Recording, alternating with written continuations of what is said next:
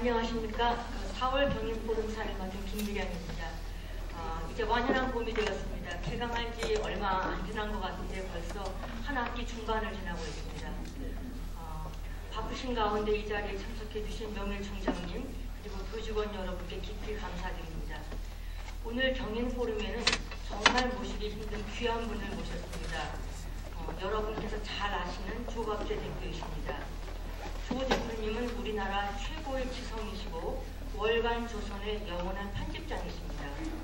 너무나 유명하신 분이기에 제가 주요 경력과 소개만 간단하게 소개해드리겠습니다.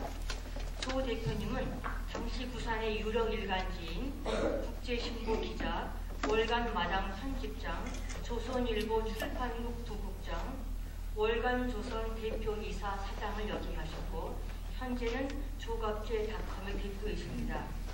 그동안 상도 여러 번 받으셨는데 대표적인 상으로는 91년 아시아 태평양 특별상, 94년 관훈클럽상 언론상을 받으셨습니다. 주요 저서로는 제5공화국, 박정희의 마지막 하루, 김대중의 정체 등이 있습니다. 특히 박정희 대통령의 일대기를 다룬 내 무덤에 침을 뱉어라를 집필하신 것으로 아주 유명하십니다. 오늘 말씀해 주실 특강 주제는 아무도 피할 수 없는 한반도 3대 문제입니다. 그럼 조갑재 대표님을 모시겠습니다. 큰 박수 부탁드립니다.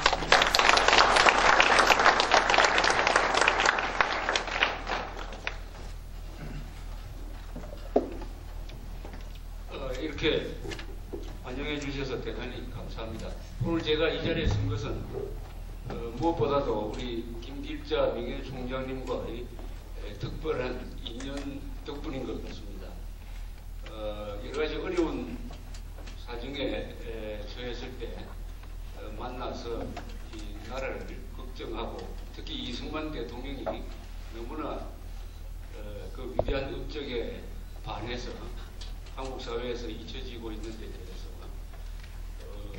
아마 울분을 느끼신 나머지 그분을 되살리는 운동을 하는데 저도 동참을 하고 하는 등등의 어떻게 보면 동지적 관계에서 지난 한 10년을 보내다가 이 자리에 있었습니다. 여기 와보니까 정말 자리도 좋고요. 또 남양이고 특히 오늘 기가 막힌 이 계절에 이 벚꽃이 만발한 이 캠퍼스에서 이 아담한 대학에서 더구나 기독교 정신을 핵심으로 하는 정의, 사랑, 진리, 창조라는 이 근학념에 매진하고 계시면서 건전한 시민, 건전한 직업인을 양성하는 이 자리에서 또 엄청난 큰 주제로 아무도 피할 수 없는 3대 문제라는 주제로 말씀을 올리게 된 것을 아주 영광으로 생각을 합니다. 그런데 지금 식사한 뒤라서 아마 졸음이 좀 오실 것 같은데 아마 잠이 깨는 방향으로 제가 이야기를 하겠습니다. 여러분들이 이런 근사한 자리에서 아무 걱정 없이 세계 어느 나라에 내어놓아도 빠지지 않는 삶의 조건 속에서 우리가 지금 생활하고 있는 것은 누구 덕분이냐 이렇게 한번 화두를 던질 필요가 있습니다. 이 삶의 질 통계가 있는데요. UNDP에서 UN 개발기구라는 그쪽에서 매년 내는 삶의 질 통계인데 휴먼 디벨롭먼트 인덱스라고 합니다. 굉장히 권위가 있는 통계입니다. 그 통계에 보면은 한 186개국 정도 되는 나라의 삶의 질 랭킹을 매년 냅니다. 거기에 들어가는 인풋되는 요소는 1인당 국민소득, 교육 수준, 의료, 평균 수명 등등 삶의 조건과 관계되는 객관적 수치입니다. 거기에 한국이 몇 등이 되느냐? 가장 최신 통계로는 몇 등쯤 되겠습니까? 한번 서울 한번 계산해 보세요. 우리나라가 186개국 중에서 삶의 질이 몇 등쯤 되겠느냐? 정답은 15등입니다. 15등. 아시아 국가 중에서는 일본, 때로는 싱가포르 앞에 나올 때가 있습니다. 그렇게 1등 아니면 2등, 3등 요 범위 안에 들고 그 10등 안에 든 나라는 뭐 대충 우리가 아는 나라입니다. 노르웨이가 항상 1등 합니다. 그 다음에 이 스칸디나비아 나라들이 많이 들고 아이슬란드, 이 바이킹들이 만든 나라입니다. 덴마크, 노르웨이, 스웨덴 같은 나라. 그 다음에 뉴질랜드, 호주가 항상 높게 올라가죠. 그 다음에 카나다 정도. 근데 인구가 작은 나라입니다. 거의 5천만 이상 되는 나라 중에 거기 랭킹되는 나라는 일본, 미국, 독일도 가끔 우리보다 뒤에 가는 수가 있어요. 영국, 이탈리아, 프랑스는 항상 우리보다 뒤입니다. 그런데 한 3년 전에는 12등이었습니다. 12등. 이 이명박 정부 때 이 랭킹이 올라갔어요. 2008년에 금융위기가 왔었는데 금융위기를 잘 극복한 나라 중에 들어갑니다. 한국이. 그런데 우리하고 라이벌 되는 나라들이 몇 나라가 있었습니다. 스페인이 대표적인데 인구도 우리하고 비슷하고요. GDP가 항상 우리하고 앞서거니 뒤서거니 했는데 이 나라는 그 위기를 잘못 넘으면서 탈락을 해버렸습니다. 스페인이 지금 실업률이요 25%입니다. 우리가 3%입니다. 그래서 청년 실업률, 한국의 청년 실업률이 10%라고 이야기를 하는데 스페인은 50%입니다. 50%. 그러나 스페인은 안보 문제가 없죠. 우리는 안보 문제가 있으니까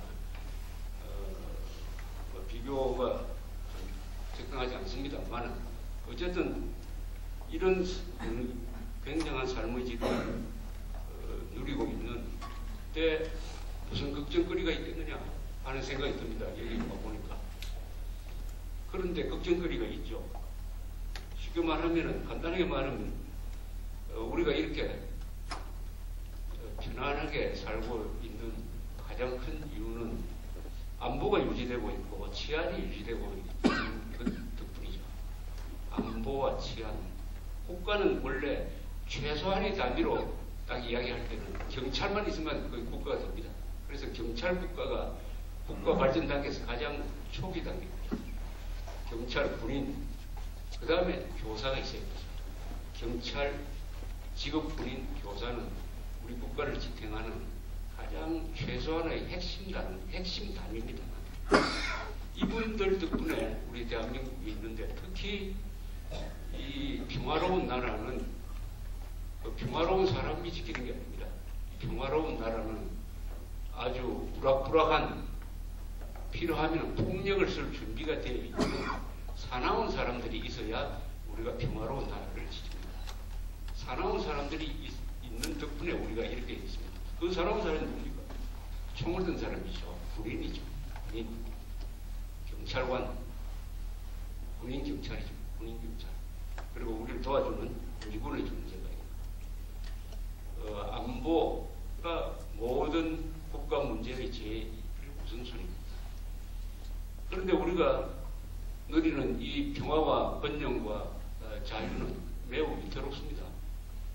오늘 밤에 김정은이가 발작을 해가지고 핵미사일, 실전 배치한 핵미사일 발사 포탄을 눌러버린다면은 서울 상공에서 핵폭탄이 터지는데 한 5분 걸립니다. 5분, 발사해서 5분밖에 안 걸려요. 그런데 막을 방법이 없어요. 핵미사일 방어망이 구축되어 있지 않습니다. 현재 기술로는 완벽한 방어는 불가능합니다. 날아오는 시간이 너무 짧아요. 그걸 미리 탐지해가지고 요격해가지고 무력화시키는 것은 현재는 불가능하고 앞으로 상당 기간 어려울 겁니다. 완벽한 방어는. 그럼 이게 터지면은 서울상공에서 터지면 어떠냐? 우선 한국의 수도권은 핵폭탄을 쓰기가 세계에서 가장 쉬운 데입니다. 가장 유리한 데. 북한으로 보면 가장 유리한 데요. 왜냐하면 짧습니다. 짧기 때문에. 소련이 미국을 핵미사일로 공격할까 말까 하던 시대가 냉전 시대인데 그때는 날아가는데 30분 이상 걸립니다. 중간에 태평양도 있고 막을 방법이 있어요. 탐지를 해가지고. 그러나 바로 옆에 딱 붙어 있습니다. 딱 붙어 있는 사람들끼리 뭐 칼로 찔러버린다든지 할 때 막을 방법이 없죠. 딱 붙어 있는데. 그리고 한 번 터지면은 국가 기능이 집중되어 있는 인구의 반이 집중되어 있는 그리고 경제력의 70%가 집중되어 있는 국가 신경망이 완전히 집중되어 있는 서울이 초토화 된다. 랜드 연구소라는 데가 있습니다. 미국 2010년에 연구한 보고서가 있어요. 10킬로톤짜리 핵폭탄 하나가 서울 주택가에서 터지면 어떻게 되냐. 10킬로톤은 북한이 그것보다 훨씬 더 강력한 핵폭탄을 갖고 있는데 그 중에서도 작은 축이 됩니다. 히로시마에서 떨어진 것의 반 정도 됩니다.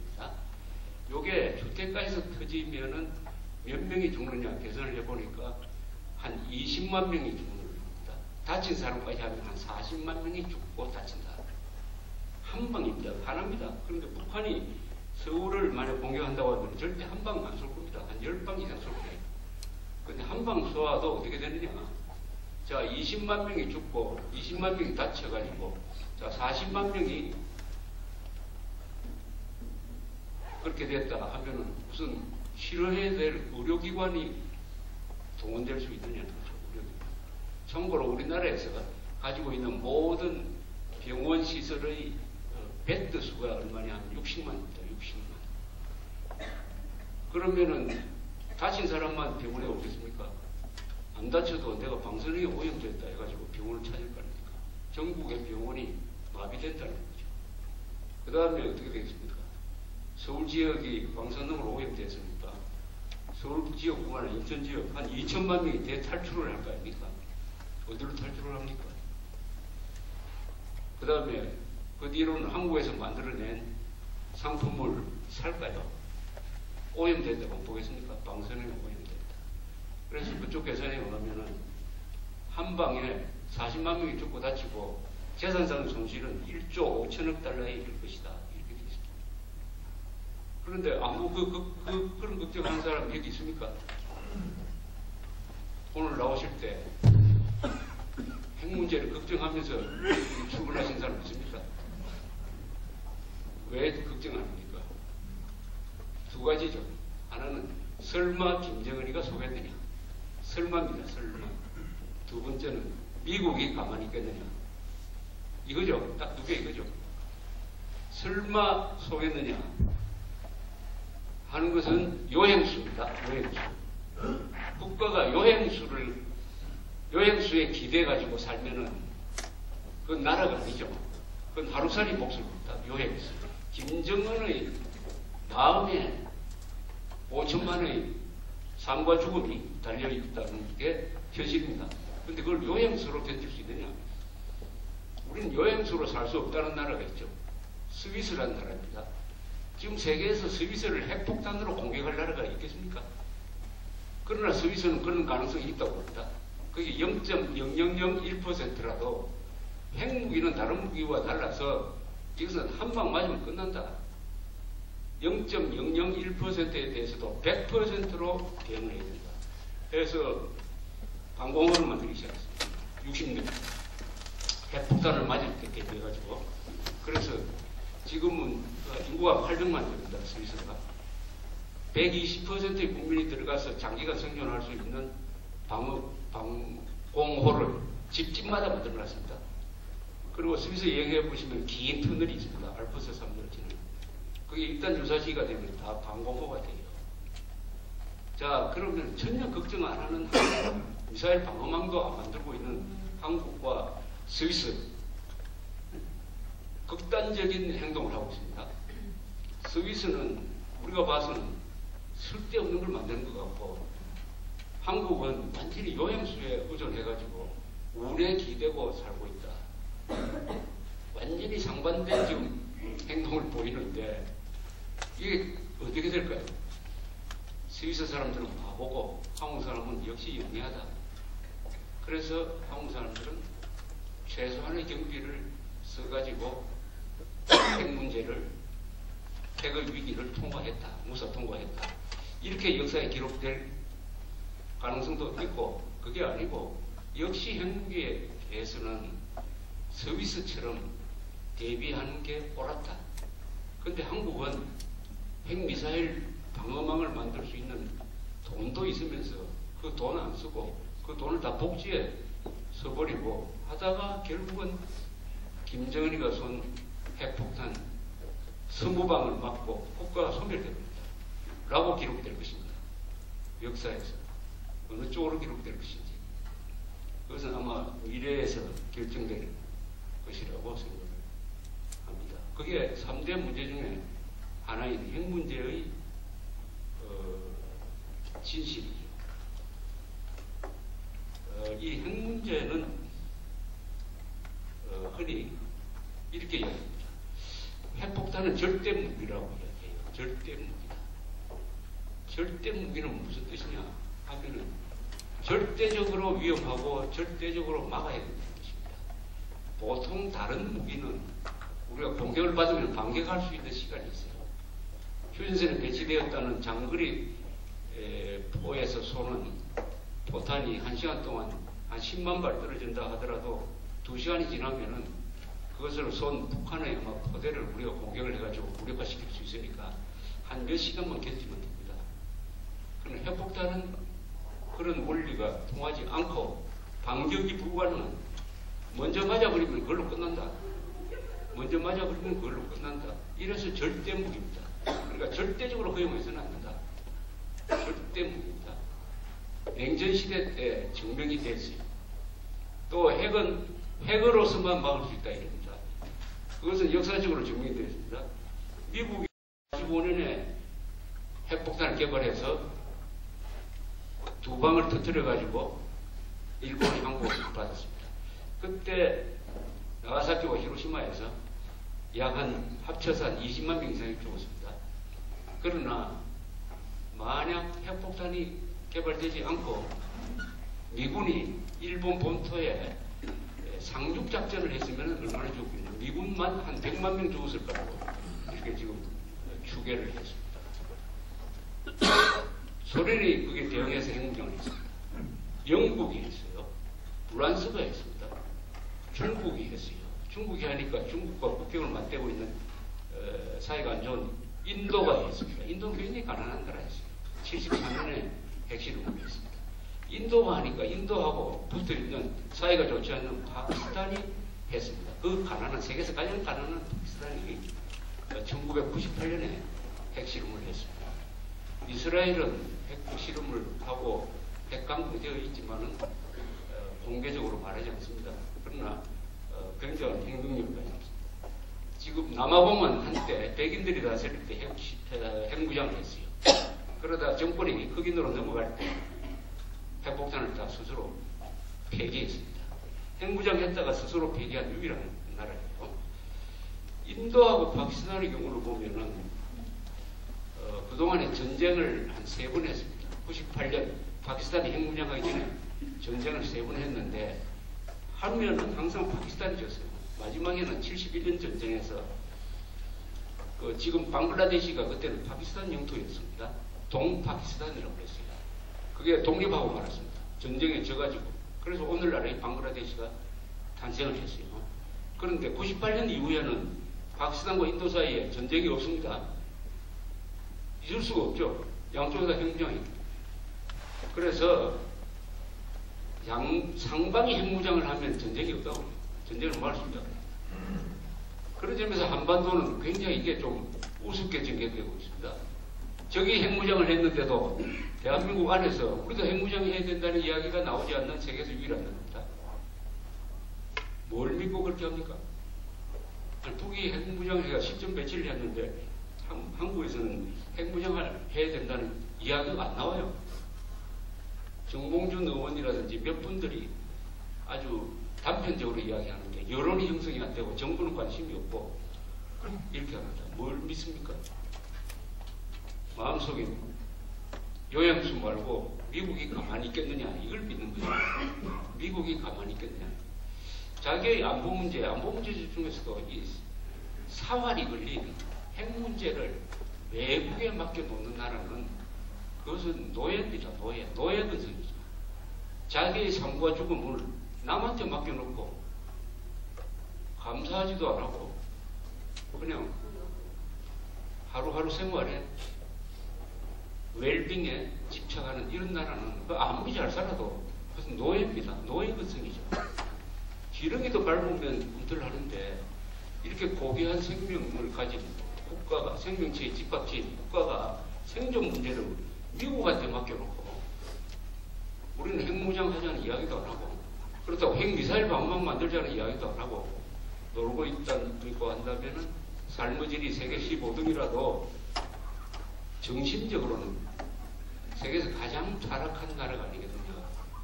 한국인이 어떤 면에서는 제가 전반적으로는 또 그렇게 볼 수가 없죠. 어떤 면, 안보적 측면에서는 세계에서 가장 타락한 나라가 아니겠느냐. 자기의 생존 문제를 해결할 수 있는 능력이 있음에도, 이게 중요합니다. 국력이 있음에도 불구하고 그것을 쓰지 않고 미국한테 알아서 해주겠지 하고 맡겨놓고, 그렇다면 미국에 감사하고 미국 한미동맹을 강화를 할 생각을 하지 않고 그러면서 반미로 나간다든지 메가드 동성을 때려 부순 트루만 대통령이 우리를 살린 사람인데 그 사람은 아무도 기억 안 하고 하는 이런 행동을 계속 한다면은 거기에 대한 어떤 대가를 치르게 되지 않을까 하는 그런 아주 악몽을 꾸고 있는 사람이 문제는 한국에서 몇 사람 안 된다는 겁니다. 어떤 위기가 왔을 때 야, 이 큰일 났다라고 생각하는 사람이 많으면 대부분의 경우 그 문제를 해결할 수가 있습니다. 그러나 지금 핵미사일 실전 배치 상황인데 북한이 핵 개발하던 시대 끝났습니다. 이미 소형화해서 미사일을 갖다 붙였다고 봐지고 그 중에서도 미국까지 위협하는 장거리 탄도미사일에 붙였을 가능성도 있다고 지금 미국은 주장하고 있습니다. 그것은 한국을 공격하는 단거리, 북한을 공격할, 일본을 공격할 수 있는 중거리 핵미사일 실전 배치는 이미 상당 전에 끝났다는 뜻입니다. 이렇게 해서 미국한테 알아서 해주겠지. 가만히 있겠느냐. 근데 미국이 가만히 있을 수가 있어요. 우리가 핵폭탄을 맞고 그 다음에 미국이 해줄 수 있는 게 뭐냐. 핵이 절대무기라는 것은 하여튼 맞지를 않아야 됩니다. 핵폭탄은 맞은 다음에 반격이 거의 어려워요. 자, 이렇게 한번 생각을 해봅시다. 지금 미국이 한국에 대해서 보장하고 있는 것은 해구산일 겁니다. 해구산은 뭐냐 하면은 북한이 전면 남침을 하든지 아니면은 북한이 한국을 핵으로 공격하면은 북한에 대해서는 미국이 핵으로 공격하겠다 하는 것이 이 해구산의 원리입니다. 그런데 한국이 핵폭탄을 맞아가지고 수도권이 거의 전멸되어 버렸다. 국가 기능이 이미 끝나버렸다. 그 다음에 미국이 북한한테 핵으로 공격을 하겠느냐? 핵으로 공격한다고 해서 대한민국이 살아날 수도 없는데 그걸 미국의 의회나 언론이 허용을 하겠느냐? 내가 오바마라면 하겠습니까? 이미 한국 망해버렸는데 또 우리가 핵무기 써가지고 한반도 전체를 핵지대화하는 걸 해가지고 이 세계 1등 국가로서의 리더십이 유지되겠느냐? 차라리 남아있는 북한하고 좀 협상을 하든지 아니면 북한을 뭐 봉쇄하든지 해가지고 그래서 남한 5천만 원 포기하는 거 그런 선택을 할 가능성이 더 많다고 봅니다. 그렇기 때문에 불란서가 핵무장을 합니다. 불란서는 나토 국가였는데 나중에 탈퇴했습니다만은 핵무장할 필요가 없었어요. 미국이 우리가 핵으로 지켜주겠다. 그러나 더욱으로는 핵무장을 했습니다. 이유가 간단해요. 자, 소련이 파리를 핵폭탄으로 공격하는 것을 막으려면은 미국은 뉴욕을 희생해야 된다. 뉴욕에 소련의 핵폭탄이 떨어지는 것을 감수하고라도 모스크바를 핵으로 때려야 되는데 과연 그렇게 하겠느냐? 아무도 자신할 수 없는 거죠.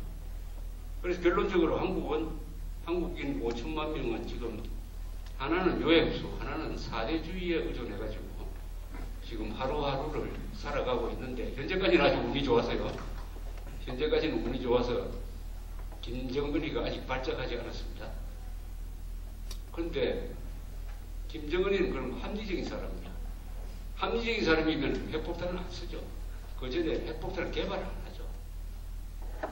핵폭탄을 개발해가지고 수백만 명을 굶겨 죽이면서 그 대가로서 핵폭탄을 개발을 하는 사람이 그게 정상적이겠습니까? 김정은의 성격을 미국이 분석을 했는데 딱 단어가 4개예요. 하나는 매우 위험하다. 하나는 예측이 참 안 된다. 그 다음 폭력을 좋아한다. 그 다음 과대망상증이 있다. 이렇게 정신 분석을 했습니다. 이런 사람 손에 지금 핵미사일 발사 보탄을 누를 수 있는 권한을 갖게 된다. 언제 무너질지 모르는 뚝 아래서 우리가 살고 있다 하는 것이 한국의 현실이에요. 현실. 현실입니다. 이 문제에 대해서 지금 우리 역대 대한민국 정부는 북한의 핵 미사일 문제에 대해서 이것은 우리 문제가 아니다. 이게 국제사회가 알아서 해주겠지. 특히 미국이 알아서 해주겠지 하고 이렇게 비켜가기 시작을 했습니다. 자기의 문제로 여기지 않았어요. 이스라엘처럼 이것은 국가 생존에 관한 문제라고 한다면 우리 80년대, 90년대에 무슨 수를 쓰더라도 북한의 핵시설을 파괴해서 써야 돼요. 파괴해서. 그럴 찬스가 있었어요. 94년에 클린턴 행정부에서 연변 핵시설을 폭격해야 된다고 하니까 당시에 김영삼 대통령이 말렸습니다. 그렇게 하면은 서울이 북한의 장거리 포를 맞을 가능성이 있다. 한국이 말리니까 미국도 포기해버렸습니다. 지난번 놓고 보면 그때 핵시설을 폭격했어야 돼요. 우리가 당소 피해를 보더라도. 그러나 지금은 폭격하는 게 불가능합니다. 이미 핵무장한 나라를 재래식 군사력으로 공격하는 것은 자살행위입니다. 권총 가진 사람과 칼 가진 사람이 있는데 칼 가진 사람이 권총 가진 사람한테 먼저 달려들면 권총 맞지 않겠습니까? 남북한이 그런 처지에 놓여 있습니다. 우리가 천안함 연평도 당하고 나서 북한이 다시 도발하면 우리는 원점 타격을 하겠다라고 했는데 문제는 그 다음 단계가 문제죠. 그쪽에서 다시 연평도를 폭격했다. 그래서 그 군단사령부를 우리가 폭격을 했다. 그 다음에 북한이 뭐라고 나오고 있습니까? 좋다. 우리는 대구에 핵폭탄 쏘겠다. 만약 사과하지 않으면 그리고 우리를 공격한 사람을 처벌하지 않으면 대구에 핵폭탄 쓰겠다고 나올 때 한국 국민들이 어떻게 나오겠습니까? 결사, 조사, 대구에 핵폭탄 떨어지는 말든 우리는 북한하고 맞서겠다가 나올까요? 아니면은 큰일 났다. 북한이 하지 않은 대로 해주자. 이렇게 나오고 있습니다.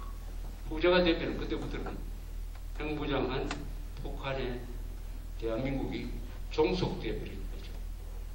종속돼 버리는 겁니다. 이 핵을 가지면은 여러 가지 전략을 구사할 수가 있습니다. 그동안에 우리 정부는 북한의 핵 능력에 대해서 공식적으로는 소형화가 상당히 진전되고 있다. 이렇게 아주 어려운 표현을 썼습니다. 소형화가 진행되고 있다. 그건 뭐냐면 핵폭탄이라는 것은 비행기에서 떨어뜨리려면 히로시마 나가사키에서 떨어뜨렸을 때는 한 4톤 됐습니다. 폭탄이 어마어마하게 컸어요. B-29로 날라서 떨어뜨렸습니다. 그러나 이것은 미사일에 붙일 수가 없어요. 미사일에 붙이려면 이걸 작게 만들어야 됩니다. 한 1톤 이하로 만들면 1톤 이하로 줄이면은 미사일에 갖다 붙여요. 근데 북한은 미사일이 많아요. 세계적인 미사일 강국입니다. 단거리 스커드 미사일이라고 해요. 단거리, 중거리, 노동 미사일. 그거보다 조금 더 사정거리가 긴 무수단 미사일, 대포동 미사일, KN-0H라는 미사일. 이 미사일 완전히 종합 백화점이에요. 북한은. 소형화만 하면 갖다 붙인 미사일은 많습니다. 그런데 소형화의 기술이 진전되었다고 한다면 그것은 핵미사일 실제 배치했다는 말인데 아주 그렇게 옹건하게 어렵게 이야기를 하니까 우리 국민들이 이 절체절명의 위기에 대해서 실감을 못하고 있습니다. 그러니까 미국 사람들이 답답했든지 미국 쪽에서 요새 계속 핵미사일 실전 배치 이야기를 나오고 있습니다. 여기에 대해서는 우리 정부가 국민들한테 정확한 지금 정보를 제공하지 않고 있어요. 이게 앞으로 큰 문제가 될 수가 있습니다. 문제가 될 수 있습니다. 지금 그럼 실황은 어떠냐? 북한은 핵미사일 실전 배치했다고 봐야 될까? 그렇게 보고 있는 사람들이 북한을 오랫동안 관찰한 사람들 중에 대다수 의견이 그렇습니다. 이미 핵미사일 부대도 만들었다. 전략군 사령부라는 것을 만들었다. 요새 북한에서 계속 미사일 시험하고 있는 것은 정확도를 높이기 위해서, 정확도를 높이기 위한 시험이다. 아마 우리 군에서 북한이 미사일 쏘는 것을 관측하는 사람은 조마조마할 거예요. 딱 미사일이 떴다. 여기에 만약 핵이 장착되어 있으면 어떻게 되느냐? 이게 서울에 떨어지면 어떻게 되느냐? 아마 10분 동안 굉장히 긴장할 겁니다. 아, 다행히 동해에 떨어졌다. 아마 그 사람은 그걸 관측하면서 하룻밤에도 몇 분씩 죽었다가 깨어날지 모릅니다. 저기에 핵 폭탄이 달려 있으면 어떻게 하느냐? 10분 뒤에 떨어진 걸 확인할 때까지. 그게 서울로 날아오면은 우리가 막을 방법이 없다고 그랬죠. 막을 방법이 없습니다. 근데 한국은 핵미사일이 저기 배치됐는데도 불구하고 거기에 대한 자유적 핵 개발을 이야기하지 않는 세계에서 유일한 나라일 뿐만 아니라 미사일 방어망을 만들려고 하지 않는 세계에서 유일한 나라입니다. 미사일 방어망을 만들어야죠. 다 청방을 해야 됩니다. 저고도, 중고도, 고고도에서 2중, 3중으로 막아도 해도 그래도 완벽한 방어는 현재로 불가능해요. 그러나 10방을 쏘았는데 9방은 막았다. 한 방만 떨어졌다. 그러면 국가 기능이 살아있어요. 그러면 공격을 할 수 있습니다. 반격을 할 수 있습니다. 확률상 완벽하지 않더라도. 자, 미국이 우선 평택에 있는 우리 미군 부대부터 지켜야 되겠다 해서 사드라는 고고도 높은 데서 요격하는 방어망을 설치하려고 하니까 놀랍게도 한국에 정치한다는 사람, 무슨 학자들, 언론인들이 반대하고 나옵니다. 중국을 자극한다고. 이런 종류의 이야기가 나오고 있는 나라는 세계에서 대한민국밖에 없습니다. 아니, 우리가 살기 위해서 미사일 방어망을 우리가 만들어야 되는데 우리가 안 만드니까 미국이 자기 것 지키겠다, 자기 평택을 지키겠다고. 평택 지키면 또 상당 부분 한국의 방어도 돼요. 그걸 하면 정말 고맙다고. 우리 돈 쓰는 것도 아닌데 미국이 자기 돈 써가면서 미사일 방어망 좀 도입하겠다고 하면 고맙다고 해야 될 텐데 그걸 우리가 반대하고 있습니다. 이런 나라 보셨어요? 이런 나라가 세계에 존재한다는 것 자체가 기적입니다. 세계 역사에 이런 나라 없습니다. 이렇게 타락하고 이렇게 안보를 남의 나라 문제로 생각하면서 또 힘이 있으면서 충분히 우리가 미사일 방어망을 만들 수 있는 예산이 있습니다. 우리 국력은 대단합니다. 스위스와 그러니까 한국 사람 마음속에는 스위스는 저 바보 천치고 우리가 가장 영리하다 이렇게 생각할 겁니다. 안보라는 게 그렇게 될까요? 머리 좋고 해가지고 꾀를 써가지고 피해갈 수 있는 게 핵 문제가 아닌데 우리 정부가 역대 정부가 북한의 핵 능력을 과소평가해가지고 국민들한테 좋게 말하면 안심시켜준다, 나쁘게 말하면 자기 문제로 삼지 않기 위해서 그동안에 실제 상황을 축소해서 계속 이야기를 하다 보니까 이제는 미국에서 말하는 거하고 한국 정부가 말하는 게 너무 차이가 나고 그랬습니다. 언젠가는 이제 진실이 드러날 거예요. 그랬을 때 또 어떤 반응이 일어날 거야. 그게 궁금합니다. 북한이 핵미사일 실전 배치한 상황을 우리 정부가 발표했을 때 두 가지 반응이 일어날 것입니다. 큰일 났다. 이제는 모든 수단을 강구를 해가지고 북한 핵을 제거하고 통일로 가는 수밖에 없다. 미사일 방어망을 서둘러서 만들어야 된다. 국방비도 지금 2.6%인데 너무 적다. 이거 2배로 늘려야 된다. 복지를 줄여야 된다. 이렇게 나오면은 아마 대한민국은 생존할 수 있을 겁니다. 그러지 않고 큰일 났다. 이제는 할 수 없다. 북한하고 친하게 지낼 수밖에 없다. 북한이 하자는 대로 해주자. 달라면 잘 주고 한국의 언론이 김정은을 자꾸 욕하는데 김정은 욕하는 언론사 문 닫아라고 하면은 문 닫게 해주고 애국 인사를 잡아서 평양으로 보내라고 하면 평양으로 보내주고 그렇게 해서라도 생존해야 되겠다. 이렇게 나올까? 현재로는 모릅니다.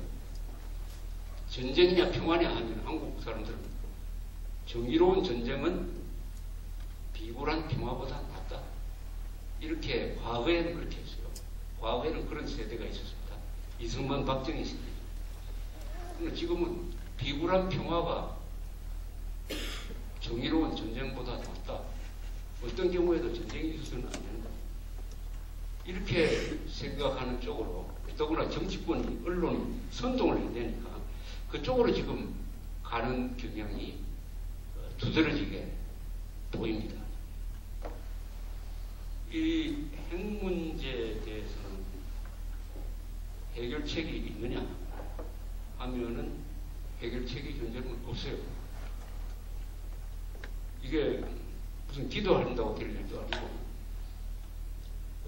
점쟁이한테 부탁해서도 될 것도 아니고 이건 우리의 실력과 우리의 의지력으로만 해결될 수 있고 이것은 사생결단을 하지 않으면 해결될 수 없는 성격의 문제입니다. 북한은 수백만을 굶어 죽이면서도 핵 개발에 한 30년을 투자를 했어요. 여기에 국가 생존을 걸었습니다. 일종의 한국에 외통수를 지른 거죠. 그럼 우리도 거기에 대한 우리도 최절명의 방법으로 응징을 해야 됩니다. 대응을 해야 돼요. 그런데 그 승부를 피하려고 하면은 피하는 데 대한 대가를 치러야 되죠. 그 대가는 어떤 식으로 나오느냐? 북한에 대해서 불종하는 것, 대한민국 국민들이 타락하는 것, 또 국민 여론이 좌우로 분열되는 것. 그래서 북한한테 흡수되는 길이 하나 있습니다. 이 박근혜 대통령이 통일대박이라는 근사한 이야기를 하긴 했는데 과학적으로는 맞지 않는 이야기예요. 핵 무장한 나라가 핵 무장하지 않는 나라를 흡수 통일할 가능성이 훨씬 더 많죠. 안보 측면에서 보면. 이렇게 이야기하면 반론이 나옵니다. 어떤 반론이 나오느냐. 소련이 왜 무너졌느냐. 소련이 핵폭탄이 얼마나 많았는데 왜 소련 무너졌느냐. 그러니까 핵폭탄 그거 쓸데없다. 별거 아니다. 이렇게 이야기하는 사람이 있어요. 그렇게 이야기하면 제가 이렇게 반론을 합니다. 그 말 잘했는데 자 그러면 소련이 핵무장을 했을 때 미국이 핵무장을 하지 않았더라면 소련과 미국 중에 누가 무너졌겠느냐? 누가 무너졌겠습니까? 냉전 시제에. 미국이 무너지죠. 미국이. 핵무장한 나라와 핵무장하지 않는 나라가 대결하면서 핵무장하지 않는 나라가 핵무장한 나라를 흡수 통일해서 통일 대박을 만들겠다고 하는 것은 그건 관념입니다. 꿈입니다. 무슨 방법이 있습니까?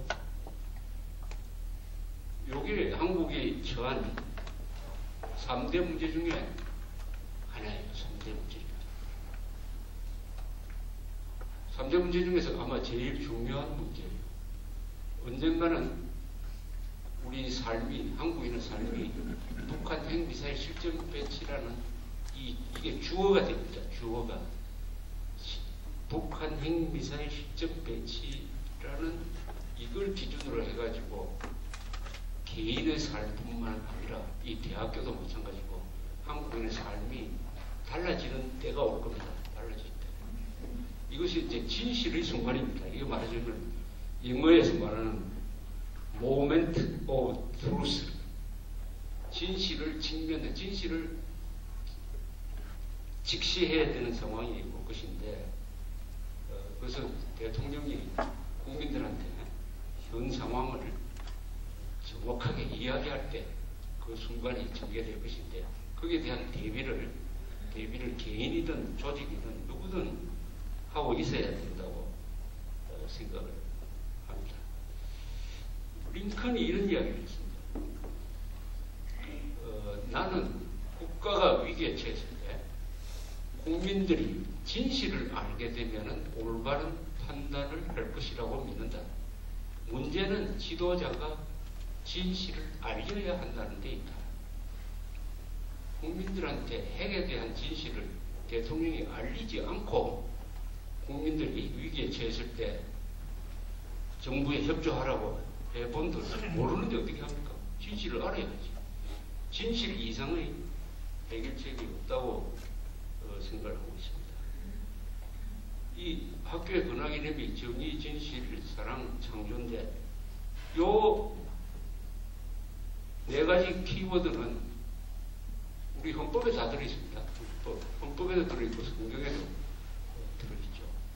성경과 헌법이 우리나라는 그 가치관으로 분석을 하면 한 90%가 같을 거예요. 왜냐? 그건 뭐 자연스럽습니다. 유럽에서 서구에서 발달한 이 자유민주주의와 시장경제, 특히 자유민주주의는 기독교적 사상에서 출발했습니다. 기독교적 사상이 온상이 된 거죠. 산실이 된 것이죠. 산실. 특히 1517년 2년이 있으면 500주년이 됩니다만 마르틴 루터의 종교개혁을 계기로 해가지고 서구 사회에서 이 개인의 자유를 거의 절대적 가치로 신봉하는 국가도 개인을 함부로 할 수 없다 하는 개인과 국가 사이의 계약 관계로서의 어떤 국가상을 만들어가는 과정에서 뭐 피도 많이 흘리고 했습니다만은 그게 결국 1인 1표제 남녀노소 구분하지 않고 한 사람이 투표권을 동등하게 행사하는 데까지 가는데 수백 년이 걸렸습니다. 수백 년이. 막 800년이 걸렸다고 보면 되겠습니다. 그 작품이 바로 자유민주주의이고 그것이 바로 대한민국 헌법에 들어왔죠. 그러니까 기독교적 사상과 자유민주주의적 사상은 기본 원리가 같을 수밖에 없고 또 한국에서는 그걸 매개한 사람이 바로 이승만 대통령이라는 위대한 기독교인, 위대한 독립투사, 위대한 건국가 그리고 위대한 개혁가였죠. 이승만 대통령이 기독교, 미국, 자유민주주의 이것을 한국의 건국 이념으로 집어넣었습니다. 그런데 대한민국의 건국 이념과 경인대학의 근학 이념이 같아요. 그것은 공통적 기반이 기독교라는 데 있습니다. 기독교 사상에서 대충 이런 가치관을 가지고 있는 것 같아요. 제가 성경을 좀 읽어보니까 이 신학 하시는 분이 있으면 좀 금방진 이야기가 되겠습니다만 사랑, 진실, 정의, 자유가 아닌가 이렇게 생각합니다. 제일 밑에서 출발하는 게 사랑인 것 같아요. 사랑. 사랑하는 마음이 있어야 진실을 볼 수가 있다. 고린도전서 13장에 유명한 그 사랑에 대한 이야기가 많습니다. 뭐 사랑은 온유하고 뭐 그런 그걸 보면 진실을 보려는 마음은 사랑이 있어야 된다라고 이야기를 하고 있습니다. 사랑이 있어야 사물을 단편적으로 보지 않는다. 사물은 어떤 사물도 다 복잡합니다.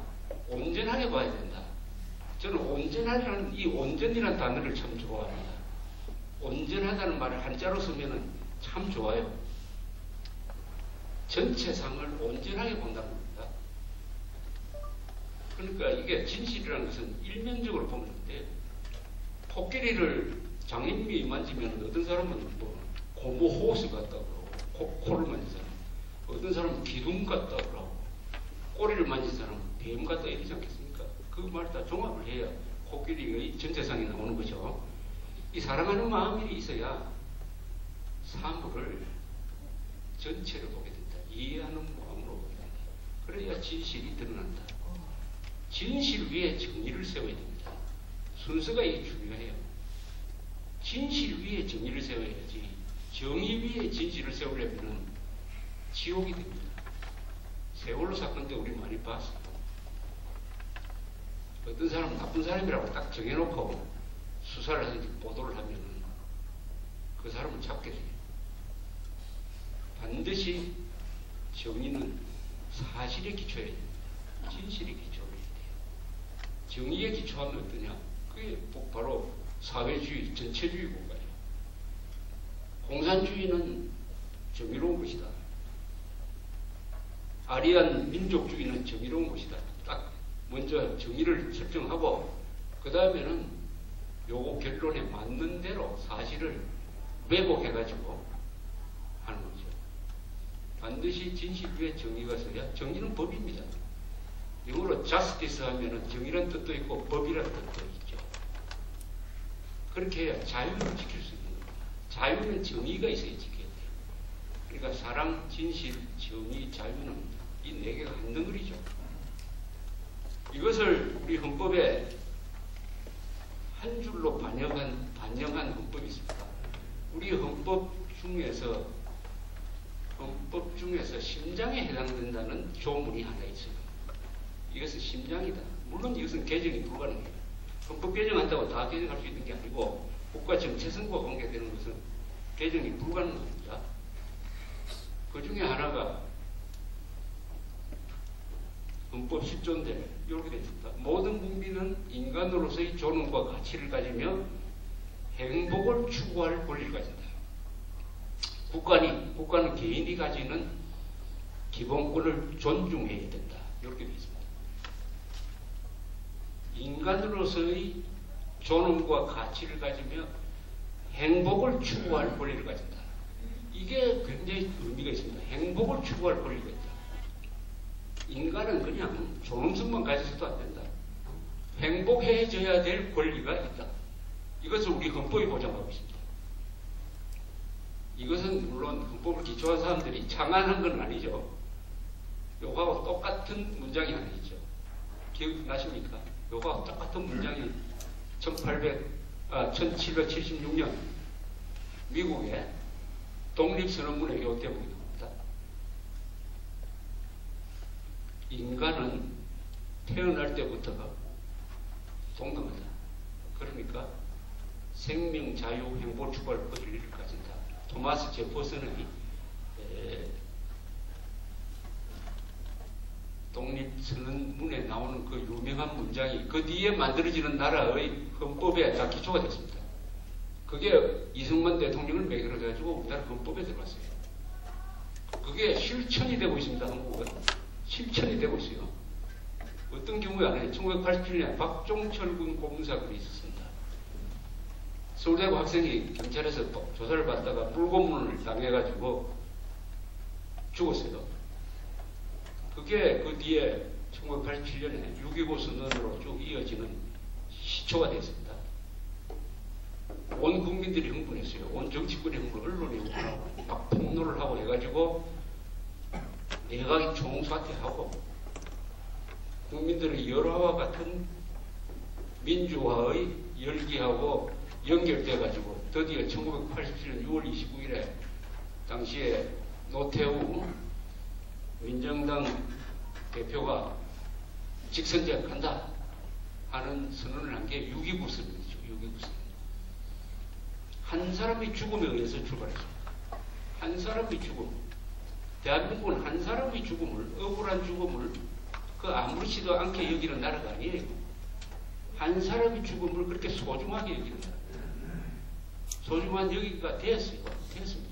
헌법에 있는 국가는 개인이 가지는 기본권을 존중해야 된다는 그 대원칙이 우리 현실에 그냥 투입이 돼가지고 역사를 만들어가고 있습니다. 역사를. 4.19도 마찬가지예요. 4.19도 마산에서 부정선거를 규탄하는 시위가 일어났다가 이게 결정적으로 전국으로 퍼진 것은 김주열이라는 학생이 최루탄을 눈에 맞고 바다에 빠진 그 시신이 드러나면서 그게 기폭제가 됐습니다. 김주열이라는 학생의 죽음, 박종철이라는 학생의 죽음이 역사를 바꾼 것은 그 많은 가치를 우리가 공유하고 있는 덕분이죠. 그러나 북한은 어떻습니까? 수백만이 죽어도 역사 안 바뀝니다. 북한에서 인간답게 살고 있는 것은 북한 역사 70년 동안에 여러분들 한 분 한 분처럼 자유와 평 평등을 느끼면서 산 사람 딱 3사람밖에 없어요. 3사람밖에 없습니다. 그리고 인간답게 사는 사람은 3사람밖에 없어요. 한국은 인간답게 사는 사람이 5천만 전부 다 아닙니까? 2년 전에 우리 통일부가 기가 막힌 코멘트를 한번 했습니다. 명언이죠. 북한에서 계속 김정은을 최고존엄이라고 이야기합니다. 우리 최고존엄을 왜 한국 언론이 비판하느냐, 가만두지 않겠다고 하니까 통일부에서 한 문장의 코멘트를 했습니다. 이렇게 했어요. 북한에는 최고존엄이 한 사람이지만 남한에는 최고존엄이 5천만이다.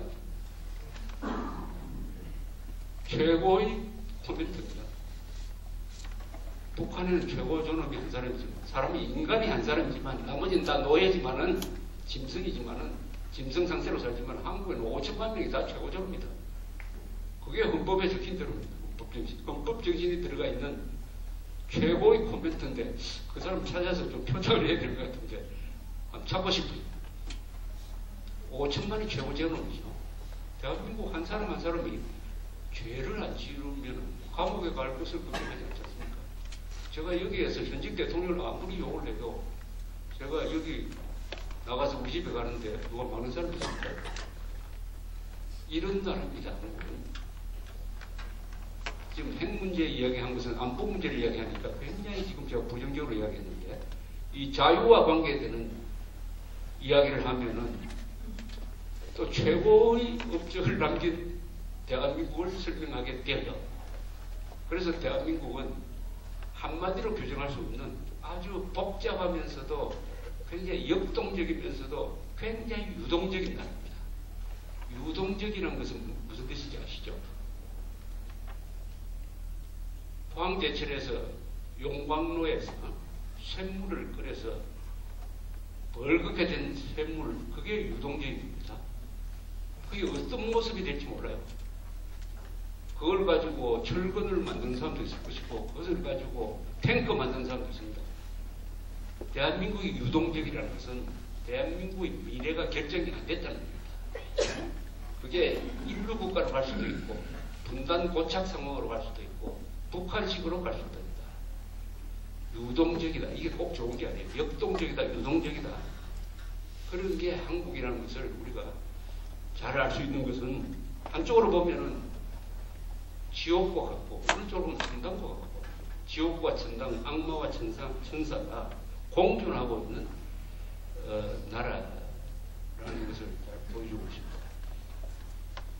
그래서 대한민국은 사랑, 진실, 정의, 자유라는 이 기독교적 가치가 헌법적 가치가 되고 이 경인대학처럼 기독교적 사상으로 교육을 하는 학교의 근학 이념으로 되고 더 나아가서 한국 사람들의 기준이 되는 가치관이 된 나라입니다. 이런 나라가 핵 위기를 극복하지 못할 수는 없죠. 이 힘이 있기 때문에 이 힘으로 해야 됩니다. 이 힘으로 할 수 있는 방법을 앞으로 조금 더 알아볼 필요가 있다고 생각합니다. 또 하나의 한반도의 3대 문제는 북한 인권 문제입니다. 북한 인권 문제는 2014년 12월 19일 날 유엔 총회가 북한 인권 결의문을 통과시켰어요. 그 내용이 아주 강경합니다. 핵심은 북한에서 자행되고 있는 공개처형, 강제수용소 운영, 외국인 납치, 고문, 공개처형, 집단 아사, 기독교인 탄압, 성분 탄압, 장애인 탄압, 이런 걸 다 합치면은 요거는 국제법상에 반인도 범죄다. 반인도 범죄에 해당한다. 반인도 범죄는 영어로 crimes against humanity 라고 되어 있습니다. crimes against humanity. 국제법에 규정되어 있는데 이 범죄를 저지른 국가에 대해서는 그리고 주권을 초월해서 국제사회가 움직여야 될 의무가 있습니다. 나머지 두 개가 더 있어요. 그것은 제노사이드, 인종 청소, 인종 말살이죠. 그 다음에 워크라임이라고 해가지고 전쟁 범죄입니다. 북한은 크라임스 어게인스트 휴머니티 반인도 범죄를 저질렀으므로 그 책임자들을 국제형사재판소에 회부해야 됩니다. 책임자라면 김정은이죠. 김정은과 그 일당을 국제형사재판소에 넘기는 결의를 했습니다. 압도적 표차로 90%의 찬동으로 했습니다. 그래서 그 결의문이 UN 안전보장이사회로 넘어갔어요. UN 구조는 잘 아시겠지만 UN 총회가 결정기구가 아니고 그 위에 UN 안전보장이사회가 있습니다. UN 안전보장이사회에 5나라가 상임이사국이죠. 미국, 중국, 러시아, 프랑스, 영국입니다. 또 5나라가 거부권을 가지고 있습니다. 거부권을 가지고 있어요. 그런데 현재로는 이 결의에 거부권을 행사할 가능성이 있는 나라는 중국과 러시아예요. 그러나 일단 의제로 채택이 됐습니다. 그러니까 지금도 UN 안전보장이사회의 의제로 김정은과 일당을 국제형사재판소에 넘기느냐 마느냐 하는 그 안이 올라와 있다는 사실이에요. 이걸 알면은 김정은이는 아마 그걸 인식할 겁니다. 잠이 안 올지도 몰라요. 만약 저게 통과가 돼가지고 형사재판소에 가면 어떻게 되냐 하면은 김정은에 대한 체포장이 발부됩니다. 근데 그렇게 되면 김정은은 외국에 못 가요. 체포해야 됩니다. 서울에도 못 옵니다. 우리도 체포해야 될 의무가 있어요. 국제형사재판소에 우리 가입한 나라예요. 이렇게 수준이 높아졌습니다. 북한 인권 문제에 대한 우리 국제사회의 대응 수준이 이렇게 높아졌어요. 이건 놀라운 사실이에요. 한쪽에는 북한이 핵미사일 실전 배치하는 기술을 개발하고 있고 국제사회에서는 북한 정권은 반인도 범죄 집단이니까 이것은 응징해야 된다는 국제적 양심, 유엔의 여론이 형성되어 가고 있다. 하나는 우리한테 불리하고 하나는 우리한테 참 유리하다. 이렇게 볼 수 있습니다. 북한 인권 문제를 최초로 제기한 기자 중에 저도 1세대 기자 중에 들어갑니다. 89년부터 저는 북한 인권 문제나 북한 상황에 대해서 관심을 가지게 됐습니다. 그 계기가 된 것은 대한항공기 폭파한 김선희를 인터뷰한 다음부터. 그 전에는 우리나라 기자들은 북한에 대해서 관심이 없었어요. 직접 취재할 수도 없고 북한에 대한 정보는 국가기관이 다 공개하는 것만 받았으면 됐으니까 받았으면 되니까 기자들이 굳이 노력을 할 필요가 없는 말하자면 취재 불가능 지역이 있습니다. 그러다가 80년대 후반부터 바뀌기 시작합니다. 우선 중국이 개방되면서 조선족들이 한국으로 들어오기 시작했어요. 그래서 시청 옆 밑에 노점상을 펼쳐놓고 장사를 하기 시작했습니다. 조선족들이. 그리고 89년, 90년, 91년 사이에 동부 소련 공산권이 무너지면서 거기 나가 있던 북한 학생들이 탈북을 해가지고 한국에 들어오기 시작했습니다. 이제 취재가 가능하게 됐어요. 그 중에 조선족 아줌마를 만났더니 이 사람이 북한 지역을 돌아다니면서 보따리 장사를 했다는 겁니다. 그 사람을 인터뷰를 했어요. 인터뷰를 해보니까 요 앞에 김변희 씨한테 들었던 이야기하고 딱 일치되는 거예요. 북한의 생활상이 우리 정부가 이야기한 것보다도 더 참혹하다는 것을 느꼈습니다. 우리는 그동안에 정부에서 북한에 대해서 발표하는 것은 화장되어 있을 것이다, 왜곡되어 있을 것이다 해가지고 잘 믿지 않았어요. 그런데 실제로 살아온 사람을 취재해 보니까 더 끔찍하다. 그래서 물간조선에 그때 쓴 기사의 제목이 목탄차로 달리는 공화국이었습니다. 목탄차로 달리는 공화국. 여러분 목탄차 아십니까? 일제시대 때 있었어요. 한국에서. 석탄을, 숯을 떼어서 동력원으로 해가지고 움직이는 버스 같은 걸 말합니다. 그리고 여기서 비탈을 잘 올라가지 못해가지고 비탈 올라갈 때는 승객들이 내려가 막 밀어 올리고 그랬습니다. 그게 북한에는 아주 달리고 있다는 거예요. 아마 지금도 달리고 있습니다. 목탕차로 달리는 공화국. 그 뒤부터 제가 북한 인권 문제나 북한 사람들 실상을 취재하게 되면서 강제수용소에서 탈출한 사람이라든지 이런 사람들을 통해서 한국이 말하자면 북한 인권의 참혹상을 알리는 일종의 인권 수출국이 됐습니다. 한국이. 정보가 한국에서 많이 나갔습니다. 그런데 이제는 그게 아니에요. 2월 초에, 지난 2월 초에 워싱턴에서 북한 인권 보고서가 만들어진 1주년을 기념하는 세미나에 참석해서 갔습니다. 연세대학교의 이정훈 교수라는 분이 지금 우리 한국의 인권대사입니다. 그분하고 김문수 지사하고 몇 분하고 같이 갔는데 제가 놀란 것은 북한 인권 문제가 세계적으로 유대인 학살 문제처럼 엄청나게 커지고 있다. 여기에 관심을 가지는 사람들이 많아졌다. 전문가들도 많아졌다. 그 전문가들도 어떤 사람은 법률 전문가고 어떤 사람은 뭐 노예 노동을 전문하는 사람이고 등등 해가지고 전문 분야도 다 다르고 이제는 대세가 되었구나 하는 것을 느끼면서 북한 인권 보도를 하기 시작한 20년의 결산이 이런 식으로 되었구나. 아주 감회가 새로웠습니다. 이게 앞으로 어떻게 되겠느냐? 북한 인권 문제가 앞으로 어떻게 되겠느냐? 하면 하여튼 전 세계적으로 큰 문제가 돼가지고 나라 곳곳마다 북한 인권 문제를 담당하는 조직이 생기고 있습니다. 또 법률이 생기고 있어요. 여기서 딱 예외가 한국이죠. 한국. 10년 전에 김문수 의원이 제안한 북한 인권법이 지금 야당 좌파 세력의 반대로 지금까지 통과가 되지 않고 있습니다. 통과되지. 북한 인권 문제는 우리 동포의 문제입니다. 우리 헌법에 보면은 북한 주민들은 대한민국 국적을 가지고 있는 사람들이에요.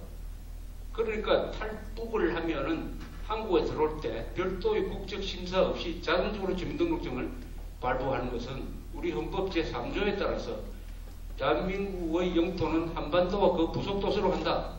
따라서 북한 지역에 사는 2,300만도 대한민국 국민으로 간주한다는 것입니다. 우리 동족에 대해서 김정은 정권이 이렇게 살육을 하고 고문을 하고 공개처형하고 하는데도 불구하고 한국 사람들이 거기에 분노하고 있느냐? 외국에서 더 먼저 떠들었는데 북한 인권법을 막고 있다. 그 북한 인권법을 막는 사람들이 한국 사회에서 오히려 진보나 민주 투사로 대우를 받고 있다. 당당하게 북한 인권법을 막는, 즉 당당하게 독재자를 변호하는 이런 풍조가 한국에서 하나 이루어지고 있습니다. 그 사람들이 막든 말든 북한 인권 문제는 이게 세계사의 하나의 대세의 흐름으로 정리가 될 것입니다.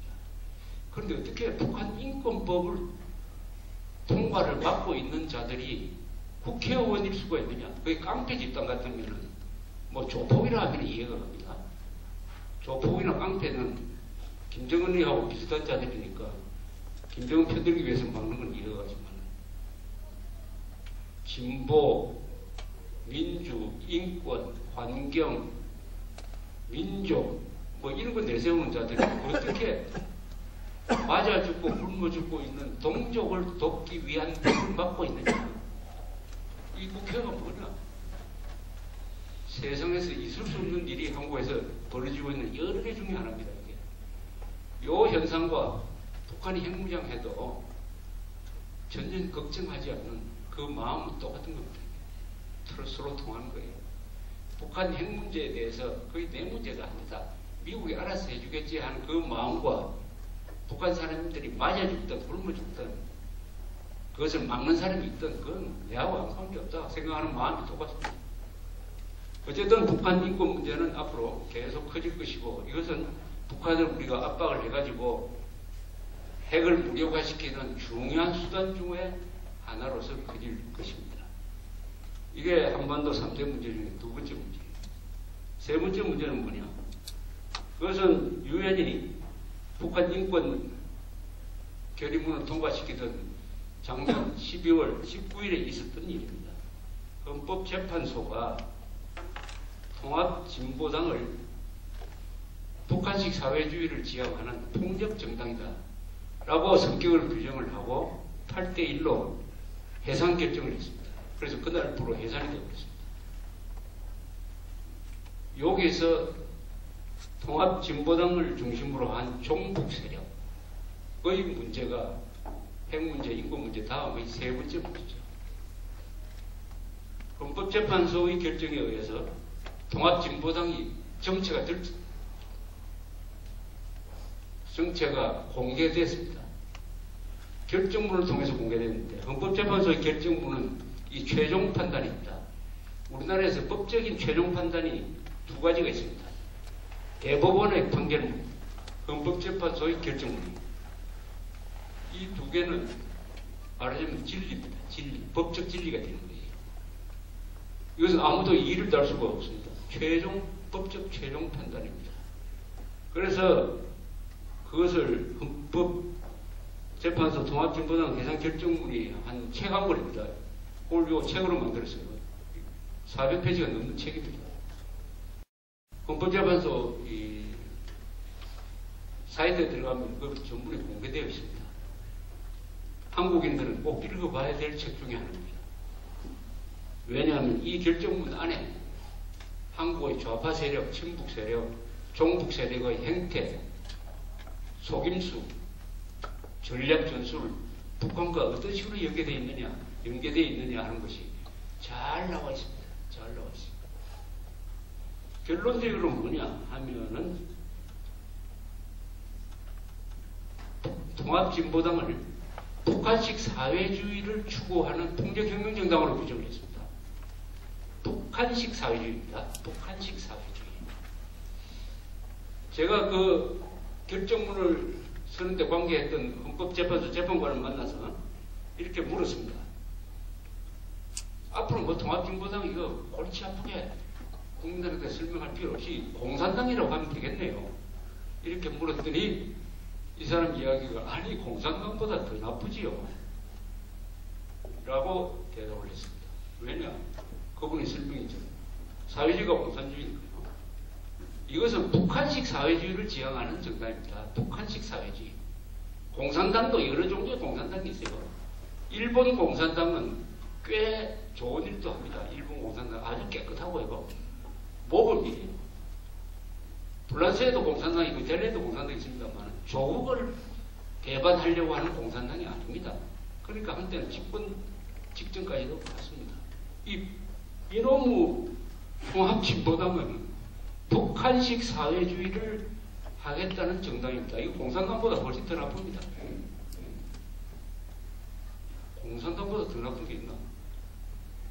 이유는 북한식이기 때문입니다. 북한식 공산주의는 뭡니까? 세습입니다. 세습. 세계 공산주의 하는 나라 그동안 여러 나라가 했지만 권력 세습하는 게 어디 있습니까? 북한밖에 없죠. 세습이다. 이건 전체주의다. 우상숭배다. 동족을 주로 학살을 합니다. 그래서 북한식 사회주의를 북한 정권의 추종 또는 영계 하에서 대한민국을 그런 북한식 사회주의 체제로 만들겠다는 게 통합진보당의 목표였다. 그래서 해산을 명령을 했습니다. 그럼 여러분들 다시 스스로를 한번 되돌아보십시오. 여기 통합진보당 찍은 분이 안 계시겠지만은 혹시 찍었다 하더라도 당신은 말이죠. 뭐 노동자들을 위한 정당이니까 그렇게 오판할 수가 있습니다.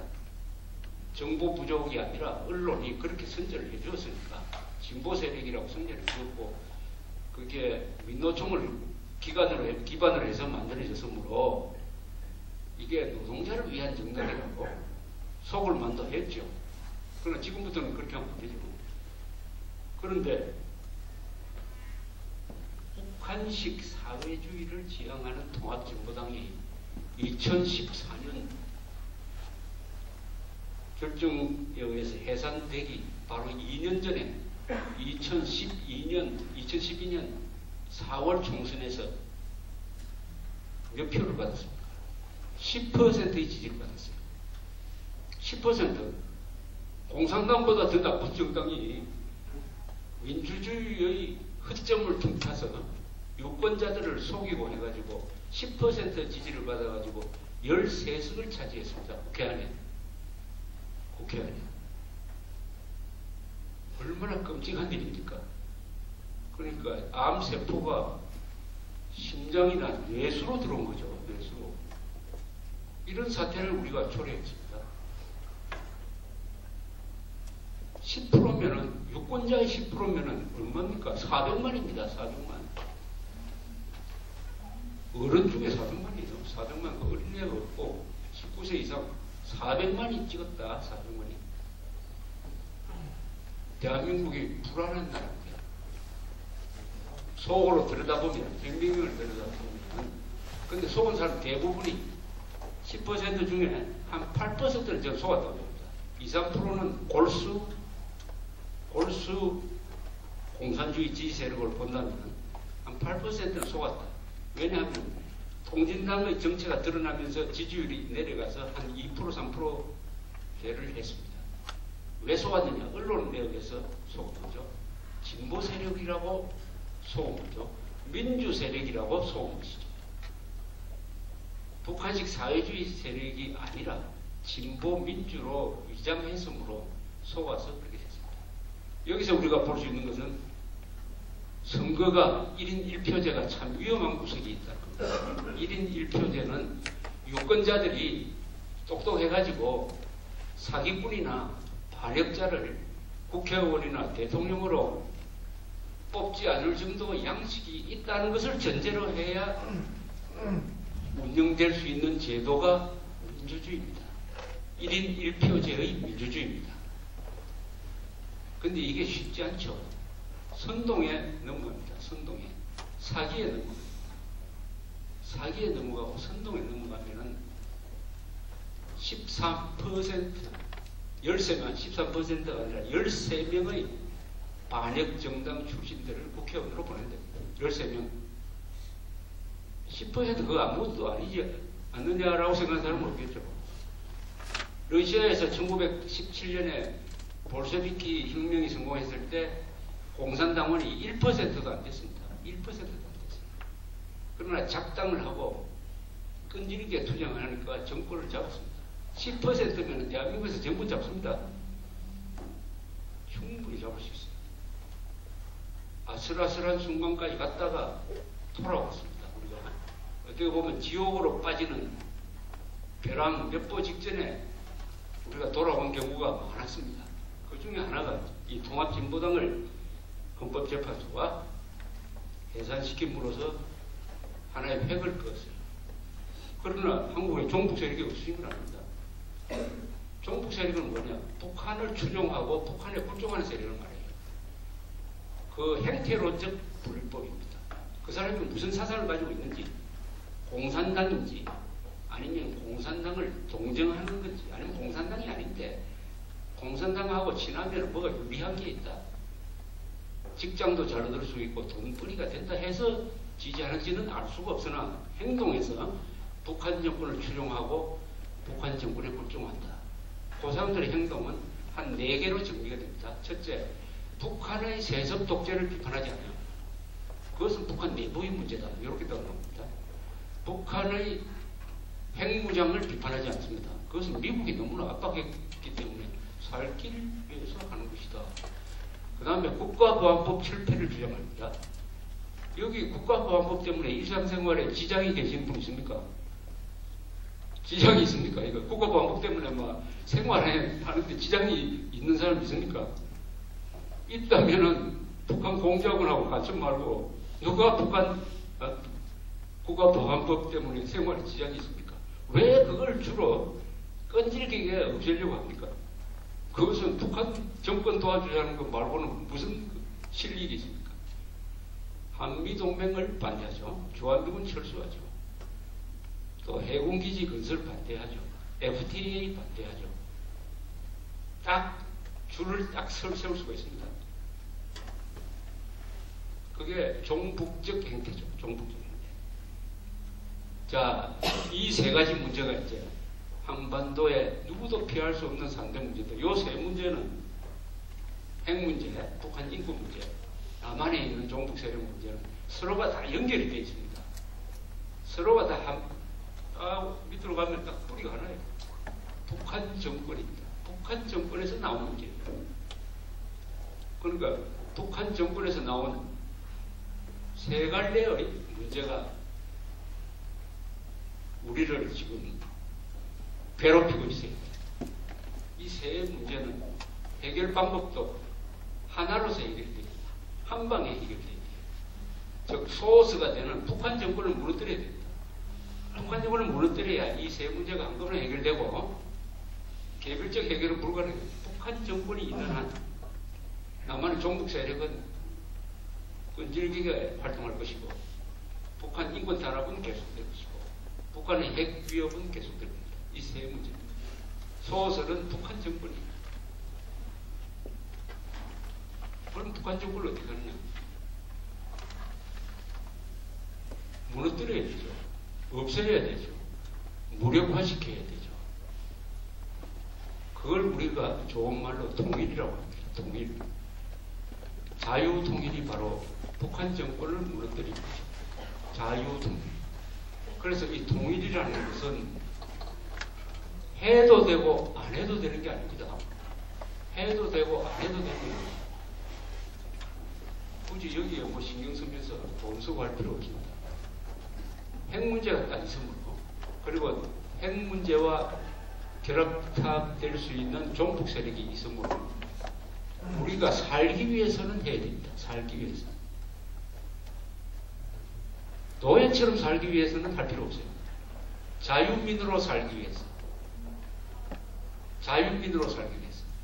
자기가 믿는 종교를 선택할 수가 있고, 자기가 원하는 직업을 선택할 수가 있고, 언론 자유를 누릴 수가 있고, 여행도 마음대로 하고, 법만 지키면 누구한테 불려가서 억울하게 당하지 않는 이런 자유를 누리려면은 우리는 핵 문제 해결해야 되고, 북한 인권 탄압 해결해야 되고, 남한의 종북 세력을 없애야 되고, 즉 북한 정권을 무너뜨리지 않으면 해답이 안 나옵니다. 그리고 이제는 시간이 없어요. 좀 천천히 할 수가 없는 게 북한의 핵미사일 실전 배치다. 우리가 방어망을 만들려면 10년 걸린다. 북한은 알 겁니다. 앞으로 10년이 찬스다. 한국이 지금 완전히 벌거벗고 있는데 이 10년 사이에 한국을 흔들고 해서 한국을 종놈처럼 만들어야 되겠다라고 생각합니다. 과거와 달리 중국이 국력이 커졌어요. 중국이 북한이 핵 개발하는 것을 중국이 도왔습니다. 미사일 개발도 중국이 도왔습니다. 그러나 끝으로는 반대하는 척하면서 육자회담을 즐겼습니다. 이제는 우리가 자기들이 도운 북한 핵을 얻어맞지 않기 위해서 미사일 방어막 만들겠다고 그러니까 우리 보고 만들지 말라고 그럽니다. 자살하는 거죠. 중국한테 부탁해가지고 북한 핵 문제를 해결하겠다고 하는 사람이 있다면 그것은 정신병을 가야 됩니다. 북한 핵은 중국과 북한이 공동 작품입니다. 왜 북한 핵을 버리게 합니까? 북한 핵이 있어야 중국은 북한을 이용해가지고 미국과 대화가 되고 미국을 견제할 수 있는 것인데, 제가 중국이라도 북한 핵을 포기하라고 하겠습니까? 근데 이 중국이 경제력을 앞세워서 한국에 막강한 영향력을 행사하기 시작했습니다. 그런데 남한에 종북 정권이 들었습니다. 또는 종북 세력이 계속 큰 소리를 친다. 이렇게 되면 이 세 가지 힘이 연결돼가지고 북한의 핵, 남한의 종북 세력, 중국의 경제력이 결합되면은 한국이 혼자서 버티기가 어려울 뿐만 아니라 미국하고 손을 잡아도 어떻게 될지 장담할 수 없는 국제적인 역학관계가 재구성되고 있습니다. 우리는 한미일 동맹을 강화해야 돼요. 북한이 핵미사일 실전 배치한 상황에서는 종군 위안부 문제는 그렇게 중요한 문제가 아니에요. 핵 문제가 더 중요합니다. 핵 문제를 해결하기 위해서는 일본의 도움을 받을 부분이 많아요. 우리가 한일 관계가 좋아져야 되죠. 한미일 관계가 좋아져야 비등하게 될 것 같아요. 비등하게 될 것 같아요. 한일 관계가 나빠지면은 우리의 처지가 더 불리하게 될 것입니다. 그럼 어떻게 북한 체제를 무너뜨리겠느냐?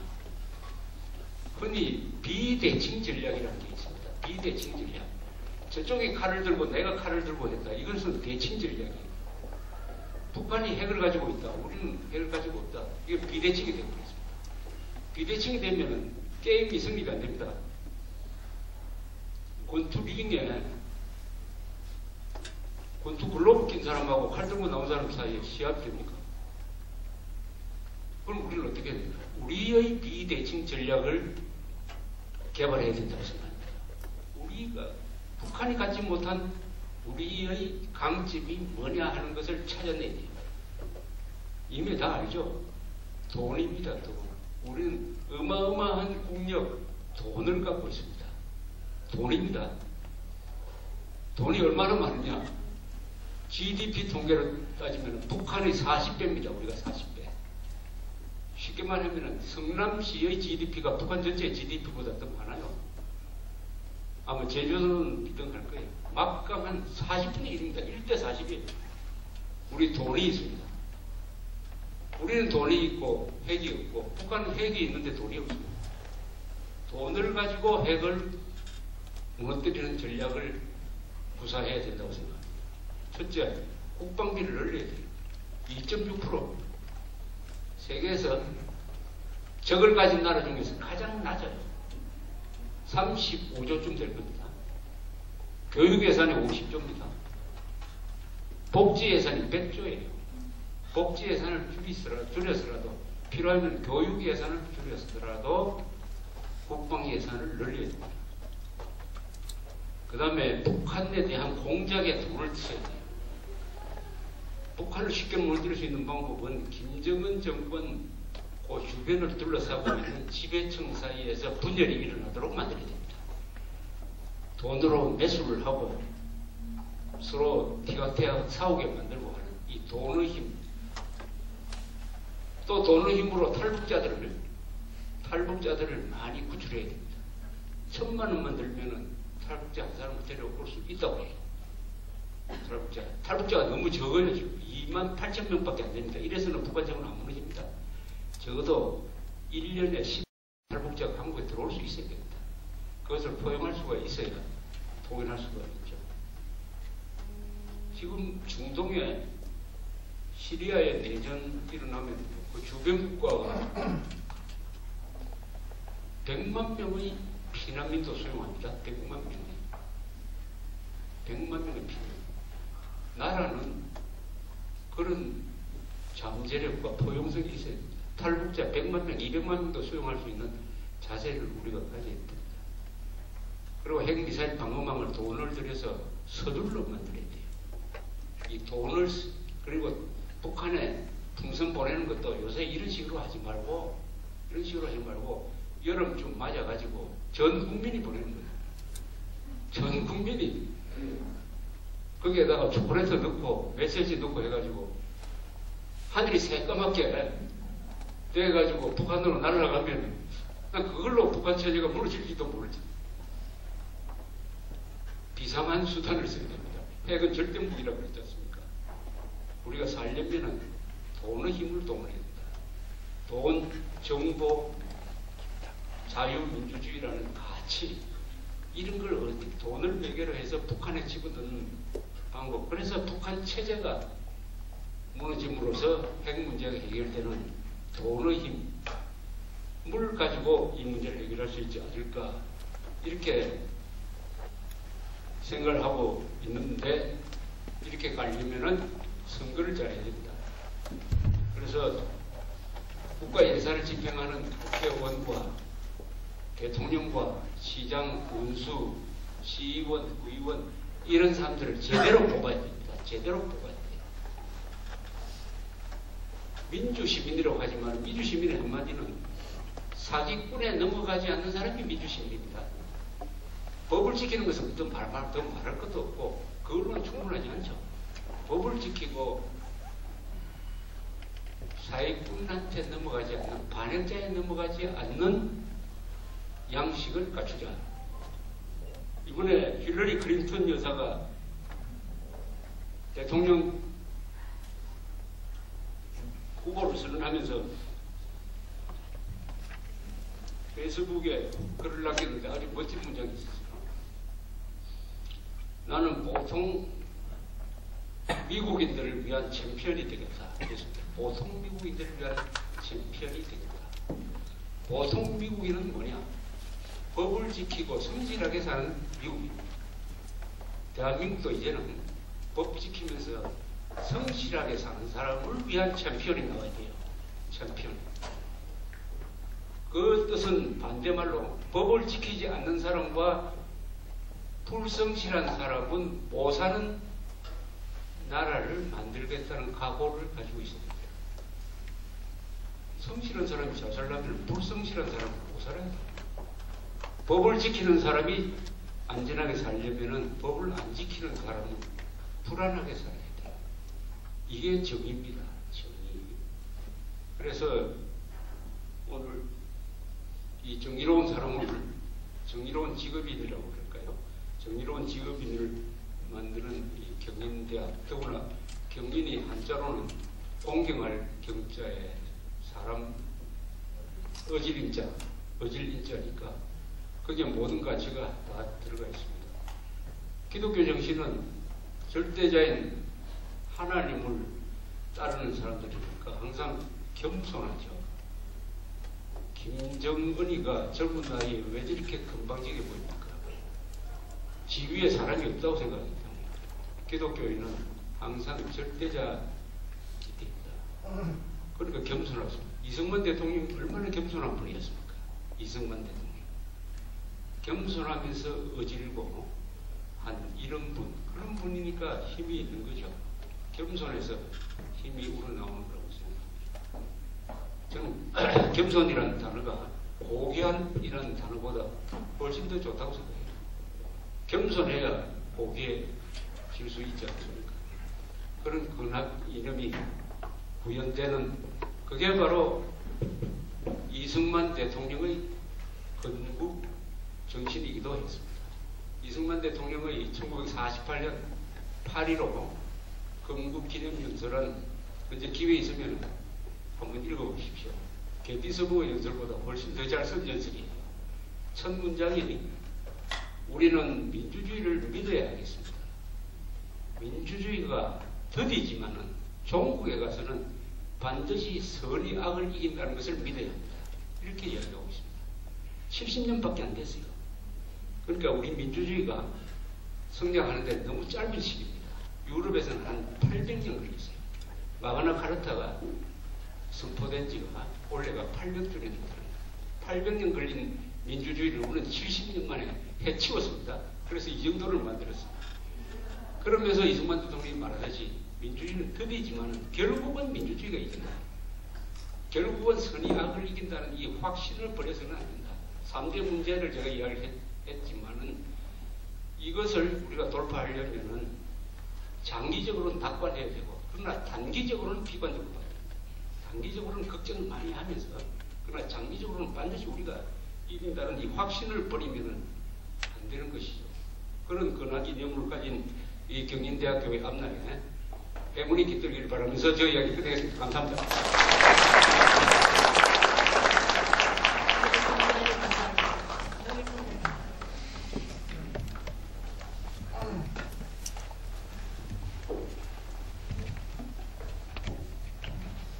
우리 학교 교수, 직원, 선생님들 모두 한 자리에 다 모이신 것 같습니다. 이렇게 많이 참석해 주셔서 감사합니다. 평소에 우리 조갑재 대표님은 제 멘토이십니다. 애국 멘토. 어떻게 그렇게 조갑재 대표님과 인연이 맺어졌느냐. 제가 2000년대에 경인여대 학교 사태로 인해서 밖에서 굉장히 마음 아파하고 이 학교를 어떻게 되찾아야 할까 아주 노심초사 할 때 한 2년이 지났어요. 그 누군가 김대중 정부가 끝나고 2002년이 되고 또 노무현 정부가 들어서고 2003년, 그러니까 한 2년 동안 학교 찾느라고 아무 정신없이 헤매고 다니다가 제가 노무현 정부가 들어서면서 눈이 뜨이기 시작한 거예요. 야, 내가 학교 찾으려고 아무리 노력해도 안 되겠구나. 이 나라를 뺏기겠구나. 내가 학교 뺏기듯이 내 학교를 뺏은 세력이 대한민국을 뺏으려고 하는구나. 학교를 찾을 일이 아니라 대한민국을 뺏기지 않도록 지켜야겠다. 그것이 제가 애국운동을 하게 된 시작이고, 그 애국운동을 왜 하필 이승만 대통령 바르게 알리기였느냐. 우리는 애국운동을 할 때 대한민국의 정체성을 지키자, 정통성을 확립하자 했습니다. 애국진영에서는. 그런데 가만히 생각해 보니까 정체성과 정통성의 뿌리가, 근원이 이 대한민국을 세운 이승만 대통령이었습니다. 그런데 여러 우리 가족들도 잘 아시지만 이승만 대통령에 대해서는 모든 국민이 굉장히 부정적인 생각을 가지고 있습니다. 근데 그것은 굉장히 잘못 알려지고 교육이 잘못되어져서 부정적인 생각을 가지고 있기 때문에 바르게 알려서 그분이 얼마나 위대한 인물인가를 우리 국민이 알아야 된다고 생각을 한 겁니다. 그럴 때 내가 아무리 이 학교 안에서는 학교를 세우고 총장을 하고 했지만 사회에서는 그렇게 나를 별로 인정하는 사람이 별로 없었습니다. 그래서 이승만을 들고 어떻게 해야 할까 전전긍긍을 하고 있을 때 우리 조갑재 대표께서 이승만에 대해서 들고 사회로 내가 나아갈 수 있도록 문을 열어주셨어요. 또 그리고 멍석을 깔아주셨어요. 그 이후로 계속 제가 애국운동 하는데 멘토가 되어주신 겁니다. 그래서 지금은 여러 우리 교수 직원들이 많이 회원으로 참여하고 있는 대한민국 사랑회 이사이시기도 합니다. 그런데 오늘 말씀하시기는 제가 인연이 되어서 모신 걸로 되어 있는데 그렇지는 않고요. 우리 총장님께서 오신 분입니다. 그래서 어디에서도 듣기 어렵고 어느 책에서도 읽기 어려운 그런 내용을 아주 요약해서 이해하기 쉽도록 잘 말씀을 해주셔서 너무 감사드리고, 아마 들으시는 여러분들도 정말 귀한 시간이 되고 아주 훌륭한 교육이 되었다고 생각합니다. 저는 좀 제가 부족한 점이 많습니다. 그래서 학교를 세울 때도 92년도니까 어느 누구도 통일이라는 생각을 염두에도 두지 않을 때, 우리 조 대표님도 1980 몇 년도부터 통일이라는 걸 생각하셨다고 그랬잖아요. 그런데 저도 그 임박해서 학교를 90년에 법인을 인가를 받고 92년에 학교 개교를 할 때부터 민족 통일 교육을 우리 교육목표에 집어넣은 겁니다. 그것은 아까 말씀하신 대로 우리 남한은 국가로서 사이즈가 너무 작습니다. 국민 수도 적고 영토도 좁고, 이런 국가 사이즈 가지고는 우리가 세계 속에서 경쟁력이 없는 나라가 됩니다. 그런데 통일이 되어서 남북한 한반도 크기와 7천만이 넘는 그런 국민 수준이면은 정말 위대한 국가가 될 수 있는 겁니다. 그런데 실제로 우리는 자유민주공화국이라는 훌륭한 나라로 출발을 했기 때문에, 위대한 나라로 출발을 했기 때문에 세계 속에서 위대한 나라로 자리매김을 할 수 있다고 저는 생각을 했고, 어쩌면 우리 세대에는 통일이 이루어지지 않을지도 모르지만 우리가 교육하는 다음 세대가 통일 세대가 될 가능성이 있기 때문에 이들을 교육하지 않고 통일이라는 말을 들어보지도 못하는 국민이 어떻게 통일을 할 수 있겠는가. 그래서 제가 민족 통일이라는 교육 목표를 집어넣게 됐고, 제가 학교 밖에 나가서 7년간 애국운동을 할 때 애국운동이 얼마나 중요하고 애국교육이 얼마나 중요한가를 뼈저리게 느꼈기 때문에 우리 교육 목표에 이 시대 정말 애국 애족을 안 합니다. 우리 여기 계신 분들은 그래도 대한민국 사랑의 회원이라도 되셔가지고 애국운동을 하시는데 거의 자기와 상관없는 일이라고 생각을 하거든요. 모든 국민들이, 모든이라고는 아니고요. 대부분의 국민들이. 그러기 때문에 사실은 우리 교수님들도 모르고 계신지 모르지만 교양 과목에 이 애국애족 교육이 개설이 되어 있습니다. 그래서 매 학기 80명 정도가 애국교육을 받고 있습니다. 그게 과목은 어떤 과목인지 제가 정확히는 모르지만 교육을 받고 있습니다. 그리고 또 특별히 여성은 저는 한 가정의 정신적인 가장이라고 생각하고 여성 교육이 더 중요하다고 생각을 해서 여자 대학을 세운 사람인데 그 정신적인 가장인 여성이 애국 정신을 교육받았을 때 그 가족이 애국 가족이 될 수 있다고 생각을 하고 있습니다. 우리 조 대표님께서 말씀하신 대로 통일은 되어도 좋고 안 되어도 좋은 게 아닙니다. 지금 세계 중심의 축이 이 동북아 쪽으로 몰려오고 있는데 우리가 한반도의 사이즈와 7천만 명의 국민 수준이면은 중심국이 될 수 있다는 겁니다. 박세희 선생님 강의 들으셨잖아요. 그런데 우리가 통일을 하지 못하면 제2의 냉전시대에 존재하게 되는 거죠. 그렇기 때문에 우리는 절체절명에 우리가 해야 할 일이 통일이라고 생각을 제가 또 잘 말씀하셨는데 부언으로 또 하게 됐습니다. 조갑재 선생님 저하고 그렇게 깊은 관계고 제 애국운동의 멘토이시기 때문에 특별히 제가 말씀 올렸습니다. 여러분 잘 들어주셔서 감사합니다.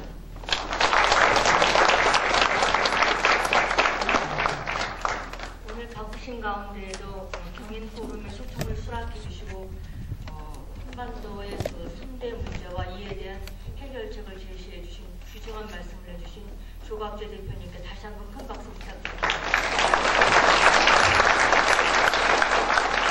위원장님 말씀대로 우리 경인여대가 한국에서 통일을 준비하는 제1의 대학이 될 수 있도록 잘 준비하겠습니다. 감사합니다.